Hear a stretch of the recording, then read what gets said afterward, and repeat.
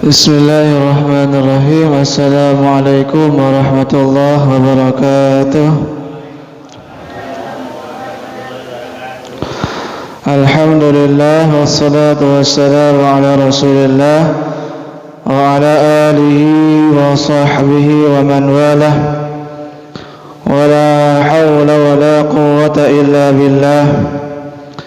Qala rabbi shrah li sadri wa yassir li amri wahlul 'uqdatam min lisani yafqahu qawli, amma ba'd.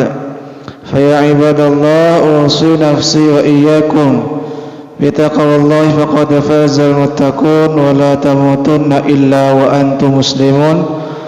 Qala ta'ala ya ayyuhalladzina amanu taqullaha wa qulu qawlan sadida يصلح لكم أعمالكم ويغفر لكم ذنوبكم ومن يطع الله ورسوله فقد فاز فوزا عظيما. Bapak Ibu rahimakumullah, kita berjumpa kembali dalam majelis ini. Kita sedikit belajar memahami ayat-ayat Allah Subhanahu wa taala di dalam Al-Qur'anul Karim. Dan pada kesempatan kali ini kita masih di surah Ali Imran ayat 166 dan potongan ayat 167. Jadi satu ayat lebih sedikit gitu, atau dua ayat tapi tidak dibahas keseluruhan. Ayat 167 kita bahas sedikit saja, sisanya insyaallah di pertemuan yang akan datang.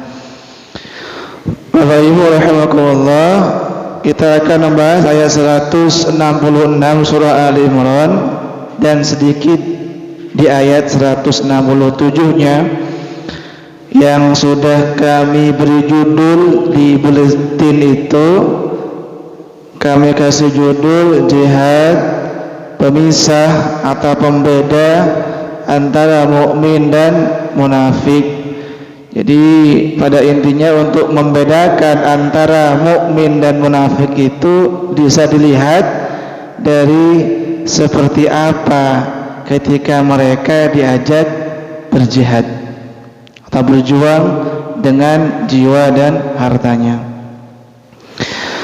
Bapak Ibu rahimakumullah, ayatnya kita baca, a'udzubillahi minasyaitonir rajim, bismillahirrahmanirrahim. وَمَا أَصَابَكُمْ يَوْمَ الْتَقَى الْجَمْعَانِ فَبِإِذْنِ اللَّهِ وَلِيَعْلَمَ الْمُؤْمِنِينَ وَلِيَعْلَمَ الَّذِينَ نَافَقُوا. Al-ayah. Artinya, dan apa yang menimpa kalian pada hari bertemunya dua pasukan, maka kekalahan itu adalah dengan izin atau takdir dari Allah. Dan agar Allah mengetahui siapa saja orang-orang yang beriman, dan supaya Allah juga mengetahui siapa saja orang-orang yang munafik. Jadi Bapak Ibu rahimakumullah, sangat jelas sekali bahwa meletusnya perang Uhud yang menyebabkan kekalahan diderita oleh pasukan kaum muslimin itu terjadi atas izin Allah Subhanahu wa taala. Jadi perang Uhud itu terjadi atas kehendak Allah, atas izin daripada Allah Subhanahu wa taala, termasuk tanda kutip kekalahan yang diderita kaum muslimin pada perang Uhud itu juga atas izin dari Allah Subhanahu wa taala, yang tentunya ada hikmah pelajaran dari kekalahan dalam perang Uhud itu.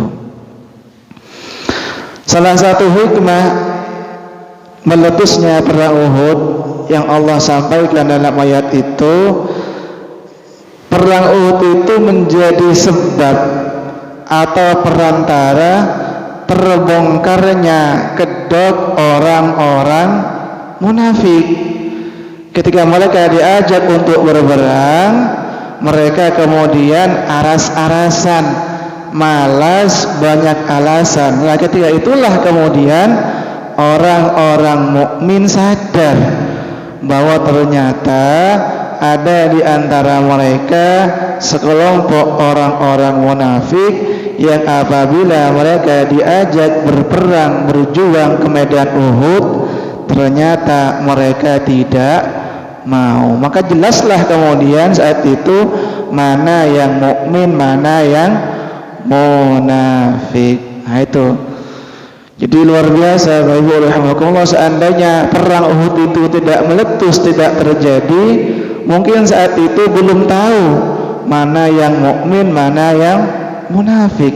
Ternyata Allah kemudian takdirkan perang Uhud itu betul-betul terjadi, sehingga tampaklah di mana orang-orang munafik, mana yang betul-betul orang mukmin. Oleh karena itu Bapak Ibu rahimakumullah, dari penafsiran tersebut yang saya sampaikan, ada setidaknya 3 hal, 3 poin, 3 pelajaran hikmah yang bisa kita ambil dari ayat ini, Ali Imran 166 dan 167. Yang pertama, Bapak Ibu rahimakumullah, sangat jelas sekali bahwa segala sesuatu itu terjadi atas kehendak Allah Subhanahu wa taala, termasuk perang Uhud. Itu terjadi atas izin Allah Subhanahu wa taala. Apa artinya untuk kita Bapak Ibu rahimakumullah? Pelajaran yang bisa kita petik adalah kebaikan dan keburukan yang menimpa seseorang itu lagi-lagi tidaklah terjadi kecuali atas izin daripada Allah Subhanahu wa taala. Ini sering kita sampaikan, kebaikan, keburukan itu terjadi atas izin Allah Subhanahu wa taala. Allah berfirman misalkan dalam Al-Qur'anul Karim surah At-Taghabun ayat ke-11, sudah kami cantumkan di footnote catatan kaki At-Taghabun ayat ke-11. Allah berfirman, ma asaba min musibatin illa biiznillah. Tidaklah suatu musibah yang menimpa illa biiznillah, kecuali atas izin daripada Allah Subhanahu wa taala. Adapun bagi orang-orang yang beriman, kemenangan ataupun kekalahan itu hakikatnya adalah sama Bapak Ibu. Kenapa? Karena sama-sama dari Allah, sama-sama ujian daripada Allah Subhanahu wa taala. Jadi orang mukmin itu begitu. Kemenangan, kekalahan, kebaikan ataupun keburukan yang menimpa orang-orang mukmin itu adalah ujian dari Allah Subhanahu wa taala. Ingat, orang-orang mukmin. Tetapi ketika ada musibah, kekalahan yang menimpa orang-orang kafir, menimpa orang-orang musyrik, itu bukan apa? Bukan kebaikan, tapi istidraj dari Allah Subhanahu wa taala. Artinya kemenangan yang menimpa orang kafir itu bukan kebahagiaan, tapi itu istidraj dari Allah Subhanahu wa taala. Termasuk kekalahan yang menimpa orang kafir itu bukanlah nikmat dari Allah, bukan ujian dari Allah, tetapi adalah azab dari Allah Subhanahu wa taala. Saya ulangi, kalau bagi orang-orang mukmin itu Bapak Ibu rahimakumullah, antara kebaikan dan keburukan, antara kemenangan dan kekalahan adalah sama-sama ujian dari Allah. Tetapi beda untuk orang-orang kafir, kekalahan adalah azab dari Allah, sedangkan kemenangan adalah istidraj dari Allah Subhanahu wa ta'ala. Jadi jangan heran Bapak Ibu rahimakumullah ketika mungkin ada orang kafir mendapatkan kejayaan, mendapatkan kemenangan, tidak usah wow gitu ya, tidak usah takjub. Allah sebutkan itu adalah istidraj. Allah sengaja mengulur-ulur waktu untuk mengazab mereka, sehingga mereka ketika meninggal dunia Allah kemudian bayar cash tuh azabnya kepada orang-orang kafir. Jadi tidak perlu heran, tidak perlu mempertanyakan ketika mungkin ada orang-orang zalim tapi mereka senang-senang saja hidupnya. Kata orang Jawa, Allah itu boten sari katanya. Itu. Jadi Gusti Allah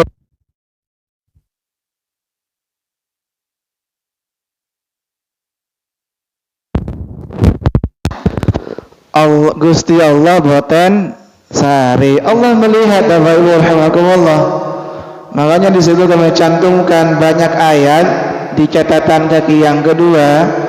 Misalkan surah Al-Qalam 44 sampai 45, Al-A'raf 182 Allah berfirman, "Walladzina kadzdzabu biayatina sanastadrijuhum min haitsu la ya'lamun wa umli lahum inna kaydi matin." Orang-orang yang mendustakan ayat-ayat Allah, sanastadrijuhum, Allah berikan istidraj kepada mereka, wa umli lahum, dan kami ulur waktu untuk mereka sehingga mereka tetap dalam kekafiran dan mati dalam kekafiran, sehingga ketika mereka mati dalam kekafiran Allah kemudian menyempurnakan azabnya, siksanya kepada mereka. Bahkan dalam ayat yang lain surah Ibrahim ayat ke-42, di situ Allah berfirman, "Wala tahsabannallaha ghafilan 'amma ya'malul zalimun, innama yu'akhiruhum liyaumin taskhasu fihi al-absar." Janganlah orang-orang mukmin itu mengira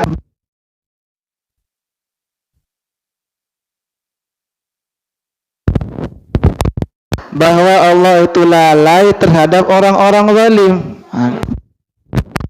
Janganlah orang-orang mukmin itu mengira bahwa Allah lalai untuk menyiksa orang-orang zalim.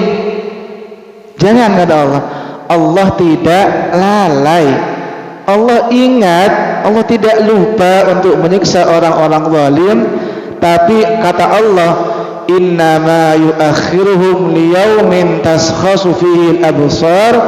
Allah hanya sekedar mengakhirkan azab mereka kelak di hari kiamat ketika semua mata terbelalak.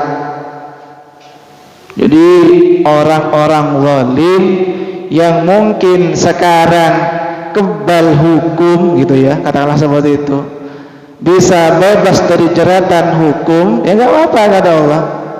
Tapi mereka tidak akan lepas dari pengadilan Allah Subhanahu wa ta'ala. Cuma Allah akhirkan azab mereka saja. Termasuk juga bagi orang-orang yang mungkin terzalimi di dunia dan belum mendapatkan keadilannya di dunia, tenang saja kata Allah. Nanti orang-orang yang terzalimi itu yang belum mendapatkan keadilannya di dunia, Allah akan sempurnakan balasannya, keadilannya kelak di akhirat.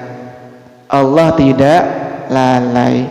Kata orang Jawa tadi, Gusti Allah katanya boten sari katanya. Allah tidak tidur. Jangankan tidur, ngantuk saja tidak gitu ya. Allah enggak ngantuk kan ya. La ta'khudhuhu sinatu wala naum gitu. Jadi ya Bapak Ibu rahimakumullah, bagi orang-orang mukmin kekalahan dan kemenangan itu sama-sama baik, kalau disikapi dengan syukur kemenangan, adapun kekalahan disikapi dengan bersabar, terus berjuang menegakkan keadilan, menyampaikan kebenaran. Ingat, sabar itu bukan pasif, tapi sabar itu aktif memperjuangkan hak-hak kita. Sabar itu adalah terus istiqamah menyampaikan kebenaran. Itu sabar namanya. Sabar itu bukan berdiam diri, tapi berjuang, Bapak Ibu rahimakumullah. Itu yang pertama, Bapak Ibu rahimakumullah, bahwa ayat ini menjelaskan kepada kita segala sesuatu itu terjadi atas izin Allah Subhanahu wa taala, yang baik ataupun yang buruk tergantung sikap kita, disyukuri dan sabar. Kemudian yang kedua, Bapak Ibu rahimakumullah, ayat ini jelas menyebutkan salah satu ciri dari orang-orang mukmin. Apa itu?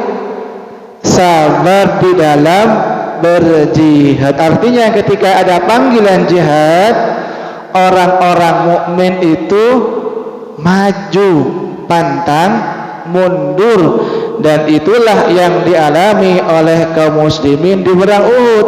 Ketika ada perintah untuk berjihad di jalan Allah Subhanahu wa taala, sekalipun jumlah mereka lebih sedikit, sekalipun persenjataan mereka lebih sedikit, pasukan berkudanya, pasukan pemanahnya dan seterusnya lebih sedikit, tapi pantang mundur.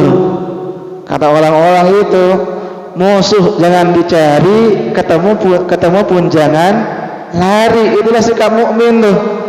Tidak mencari musuh, tapi ketemu musuh pantang mundur, lari. Apa? Tidak takut, maju, Bapak Ibu. Itu orang mukmin tuh. Kenapa, Bapak Ibu rahimakumullah, orang mukmin itu tidak takut? Karena rasa takutnya sudah hilang, terkikis habis oleh rasa takutnya kepada Allah Subhanahu wa taala. Jadi ada orang seperti itu, Bapak Ibu ya.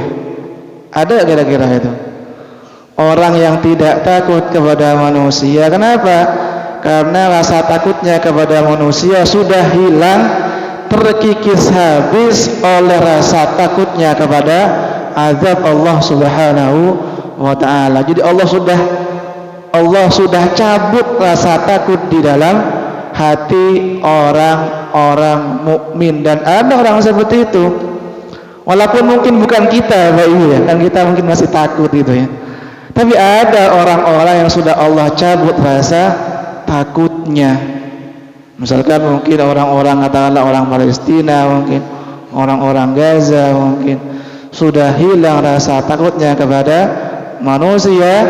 Satu yang dia takutkan hanyalah Allah Subhanahu wa taala, dan itulah memang ciri dari orang mukmin, Bapak Ibu. Nanti bisa dilihat di Quran surah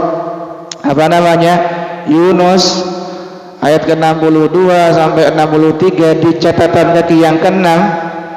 Allah berfirman, ala inna awliya Allah la khafun alaihim wa lahum yahzanun alladzina amanu wa kanu yattaqun. Sesungguhnya kata Allah, para kekasih-kekasih Allah tidak ada rasa takut bagi mereka, dan mereka tidak pernah memiliki rasa khawatir, cemas dan seterusnya. Siapa mereka? Alladzina amanu wa kanu yattaqun, yaitu orang-orang mukmin dan orang-orang yang bertakwa. Udah hilang rasa takutnya, yang dia rasakan hanyalah rasa takut kepada Allah Subhanahu wa taala. Ini dahsyat seperti itu, tapi sulit gitu ya. Sulit. Mungkin bukan kita kelihatannya gitu ya. Kita masih ada rasa takutnya. Tapi insyaallah ada orang-orang yang dipilih oleh Allah sudah hilang rasa takutnya kepada makhluk. Dia hanya takut kepada Sang Khaliq, yaitu Allah Subhanahu wa taala. Ada yang seperti itu. Oleh karena itu, Bapak Ibu rahimakumullah, orang-orang mukmin gitu ya tidak layak memiliki rasa takut kepada makhluk, apalagi kita orang-orang mukmin itu memiliki sandaran. Kata orang sekarang itu backingan gitu ya. Siapa backingan kita itu kira-kira? Ya Allah gitu ya. Cobalah Bapak Ibu, misalkan ini contoh saja ya, contoh Pak Iyut ya mungkin ya. Misalkan ada seorang anak tentara, dia enak hidupnya. Kenapa? Kalau mungkin dia berbuat salah, dia yakin akan dia apa? Dibela bapaknya yang seorang tentara. Dia tidak memiliki rasa takut karena kalaupun dia berbuat salah, nanti ada yang bela bapaknya gitu ya, tentara kok bapakku gitu ya. Ada mungkin anak panglima berbuat seenaknya. Kenapa dia tidak takut? Karena dia merasa dia punya backingan, punya sandaran. Kalau dia berbuat salah, akan ada bapaknya yang membela. Begitulah orang mukmin.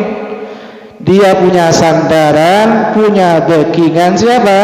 Allah Subhanahu wa ta'ala. Bayangkan anak tentara saja, anak preman saja tidak takut karena akan dibela oleh bapaknya, apalagi orang mukmin yang tentunya akan dibela oleh Allah Subhanahu wa ta'ala. Harusnya lebih tidak takut, harusnya gitu ya. Ini harusnya, tapi kadang-kala tetap kita masih diliputi rasa takut. Nanti dilihatlah Bapak Ibu, orang-orang yang pemberani biasanya ada backingnya di situ. Betul atau tidak itu? Betul. Ada backingnya mesti itu. Nah, ternyata backingan kita adalah Allah gitu ya. Allahus Samad. Allah lah tempat bersandar. Kalau kita bersandar kepada pangkat bapaknya yang seorang mungkin tentara, ntar lagi pensiun Pak Yud gitu ya. Bahkan Panglima TNI paling bentar setahun gitu ya. Tidak lama. Kalau backingannya adalah manusia tidak lama. Tapi kalau kita mengandalkan backingan kepada Allah, sandaran kepada Allah, Allah tidak pernah mati. Allah kekuatannya tidak terbatas Bapak Ibu rahimakumullah. Jadi tidak layak memiliki rasa takut. Harusnya seperti itu gitu, seharusnya. Kemudian Bapak Ibu rahimakumullah, itu yang kedua, bahwa ciri orang mukmin adalah berani ketika diajak untuk berjihad dengan harta dan jiwanya. Kemudian yang ketiga, Bapak Ibu rahimakumullah, ayat ini juga menjelaskan kepada kita tentang salah satu ciri dari orang munafik. Sebetulnya ciri munafik itu banyak sekali ya Bapak Ibu rahimakumullah, tapi dalam ayat ini setidaknya Allah menyebutkan satu. Apa itu? Orang munafik itu ketika diajak berjihad, mereka enggan aras-arasan, sangat berbanding terbalik dengan orang-orang mukmin. Orang-orang munafik itu diliputi rasa takut, rasa gentar, dan panjang angan-angan. Diajak jihad belum 40 tahun gitu ya, masih panjang angan-angannya. Entarlah belum naik haji gitu ya. Entarlah belum jadi Pak Lurah mungkin ya. Nanti ajalah belum jadi bupati. Panjang angan-angan gitu ya. Jadi dia seolah-olah belum mendapatkan prestasi dunia, panjang angan-angan. Itu mungkin ada di kita Bapak Ibu ya, panjang angan-angan itu. Kita kan sering juga panjang angan-angan. Belum inilah, belum itulah gitu ya, dan seterusnya. Misalkan Allah sebutkan Bapak Ibu rahimakumullah di Quran surah At-Taubah atau surah Muhammad ayat ke-20, Allah berfirman, wa idza unzilat suratum muhkamatun wa dzikra fiha al-qital ra'aital ladzina fi qulubihim maradu yanzuruna ilaika nadhar al-maghshi minal maut. Al-ayah. Kata Allah, apabila turun ayat yang di situ perintah untuk berjihad, berperang, Muhammad, kata Allah, kamu akan mendapati orang-orang munafik itu takut akan kematian. Padahal Allah berfirman, gitu ya. Bisakah orang-orang munafik yang tidak ikut berperang itu menghalangi diri mereka dari kematian? Kan tidak juga, kata Allah. Orang yang tidak ikut berjihad bukan berarti mereka akan hidup selamanya. Sebaliknya, orang yang ikut berjihad bukan lantas mereka akan mati, ya Bapak Ibu. Artinya mati dan hidup itu tidak ditentukan oleh berjihad atau tidak. Makanya kata orang-orang gitu ya, bersikap pemberani bukan mempercepat kematian, dan bersikap pengecut bukan memperlambat kematian. Karena apa? Karena kematian dan hidup itu ada di tangan Allah Subhanahu wa ta'ala. Buktinya Pak Iyad masih hidup gitu ya, padahal tentara, mungkin tinggal di daerah konflik, tapi saat ini masih hidup Pak Iyad ya. padahal sebetulnya yang paling potensi untuk mati itu Pak Iyad gitu ya, tapi ternyata masih hidup sampai sekarang. Padahal mungkin sempat hidup di daerah konflik, mungkin di Ambon gitu ya. Betul Pak Iyad ya? Mungkin di mana lagi itu? Mana itu? Di Sulawesi itu Iqbal apa itu? Poso mungkin ya. Tapi ternyata masih hidup gitu ya. Padahal di Poso atau di Ambon ternyata masih hidup sampai sekarang. Artinya Bapak Ibu rahimakumullah, kematian dan kehidupan itu Allah lah yang mentakdirkan. Dan banyak sahabat-sahabat Nabi yang puluhan kali ikut berperang tapi masih hidup, justru matinya, wafatnya di tempat tidurnya. Salah satunya siapa? Khalid bin Walid, ratusan kali ikut perang gak mati-mati gitu ya, justru matinya di tempat tidurnya. Pak Ibu, itu Pak Iyad mungkin sama nanti. Jadi itu Bapak Ibu rahimakumullah, orang-orang munafik mereka takut ketika diajak berperang. Tidak hanya itu Bapak Ibu rahimakumullah, orang munafik itu tidak hanya malas ketika diajak berperang, mereka juga menggembosi pasukan kaum muslim. Ini parah sekali itu ya. Jadi mereka tidak ikut berperang. Tidak hanya itu yang mereka lakukan, pasukan kaum muslimin digembosi, udah gak usah ikut gitu ya, nanti kamu mati ya, kata orang-orang munafik itu. Digembosi. Allah sebutkan itu di Quran surah At-Taubah ayat ke-47. Allah berfirman, "Lau kharaju fikum ma zadukum illa khabala." Seandainya orang-orang munafik itu ikut berperang bersamamu Muhammad, niscaya mereka tidak akan menambah kekuatan kecuali hanya mengikis, menggembosi kekuatan. Nah, ini berat sebetulnya nih Bapak Ibu, berat. Orang-orang munafik itu seperti itu, kekuatan kaum muslimin digembosi.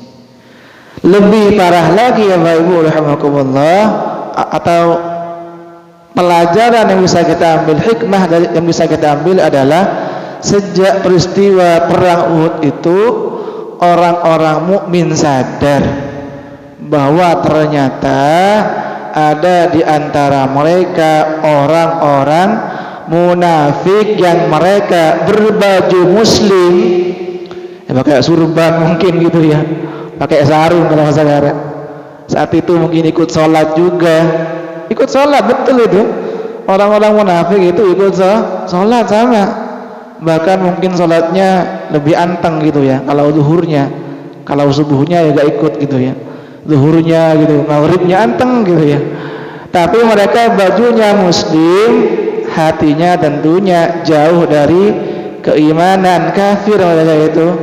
Mereka berlagak seperti teman, tapi mereka adalah musuh yang nyata. Kata orang-orang itu, serigala berbulu kambing. Serigala berbulu kijang, berbulu kambing, atau musuh dalam selimut, musuh dalam spray gitu ya. Luarnya anteng,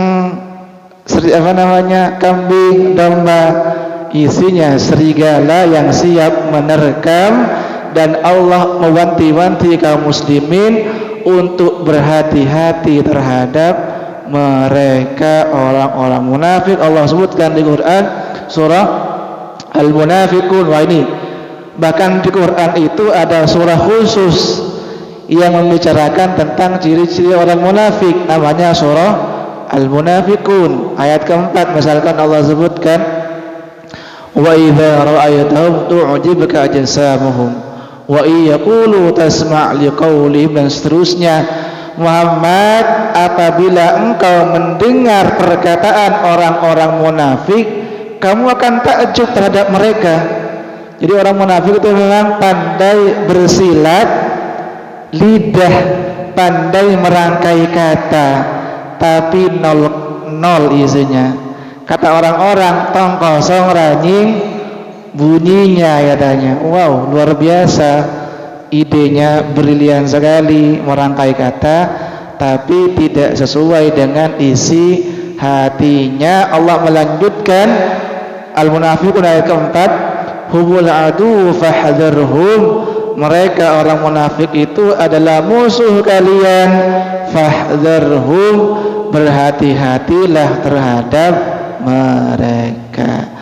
Jadi itu mungkin Bapak Ibu rahimakumullah, orang-orang munafik ada ciri-cirinya, tetapi mungkin juga perlu kami sampaikan, sekalipun orang-orang munafik itu ada ciri-cirinya, tapi kita juga tidak perlu menghakimi seseorang itu sebagai orang munafik. Tidak perlu juga kita menyebut seseorang itu dengan julukan munafik. Cukuplah Allah yang tahu urusan hati seseorang. Sekalipun munafik itu ada tanda-tandanya, ada ciri-cirinya.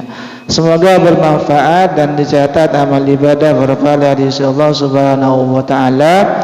Kita tutup dengan kafaratul majlis. Subhanakallahumma wa bihamdika asyhadu an la ilaha illa anta astaghfiruka wa atubu ilaik. Assalamualaikum warahmatullahi wabarakatuh.